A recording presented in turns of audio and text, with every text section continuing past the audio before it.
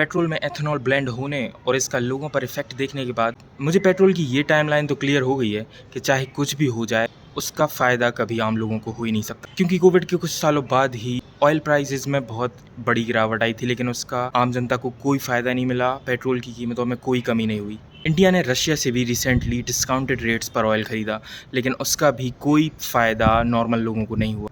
Even oil के price बढ़े ही।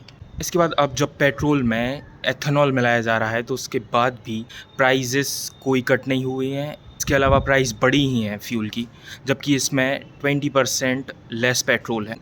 Taxes भी कम नहीं हुए हैं जो कि एथेनॉल पर नहीं लगने थे।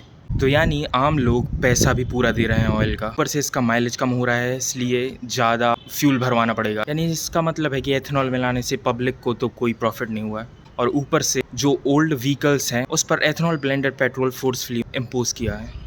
यानी इसका भी पूरा नुकसान पब्लिक को ही है, क्योंकि जो उनने गाड़ी खरीदी इतना ज़्यादा टैक्स देके, इन्होंने जो पेट्रोल में ब्लेंड किया है एथेनॉल, उसको अपनी गाड़ी में डाल के वो अपनी गाड़ी भी ख़राब कराएंगे। तो ये पूरा बोझ सीधा पब्लिक के ऊपर देना है, और कभी भी अगर प्राइजेस कम होते हैं या कुछ होता है तो उसका फ़ायदा पब्लिक को कभी नहीं होता है।